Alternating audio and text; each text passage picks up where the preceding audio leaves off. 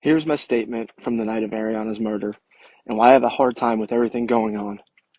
This man has been walking free since 2021.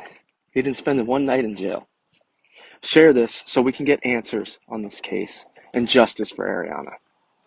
My statement was only taken the night of the incident verbally, when I could not write. Here's my statement about what I witnessed. On December 24th, 2021, it was one of the most devastating and saddest moments of my life. Since then, I've spent more than a year trying to heal with therapy, but I'm still haunted by the memories of that night and fearful of what might happen if the person responsible acts again. It all started as my wife and I were putting presents under the tree. We could hear screams. It took us a second to realize what was going on, but then we heard them louder, and they were chilling. I went out the back door trying to figure out where the noise was coming from, and after a few moments, I heard the direction of the screams and started running that way. Then I heard the door open, and I heard Eddie shouting for help.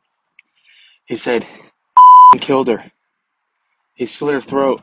I ran back towards the house to tell my wife to call 911, but she was already on the phone with them. I ran back towards Eddie's house to help. I saw a man come out of the house covered in blood. I was in shock. I couldn't believe what I had just seen. It all went so fast, but felt like time had stopped. Eddie was yelling, "You slit her throat. She's dead." The man kept saying, "You just need to put pressure on it.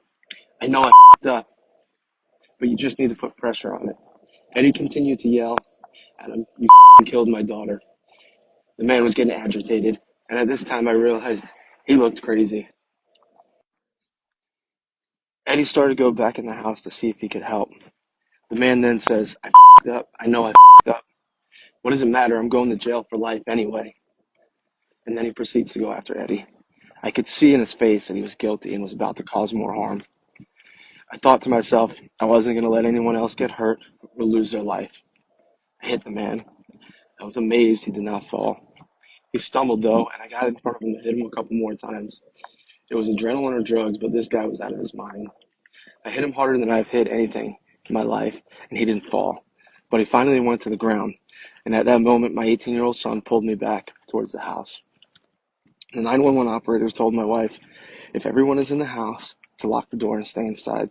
The police will be coming through the gate any minute. Well, they did come through that gate, but instead of treating the family like victims of a crime, they were treated like criminals.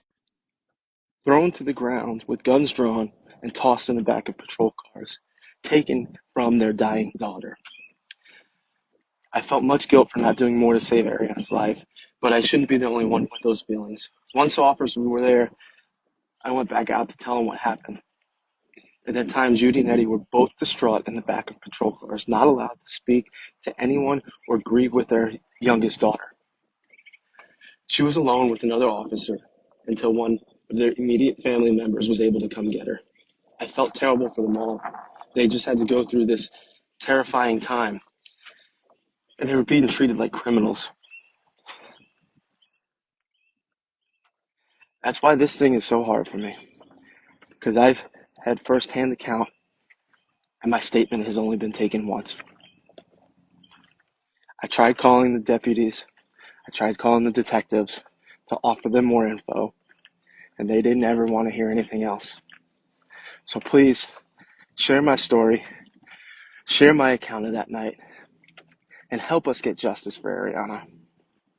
Thank you.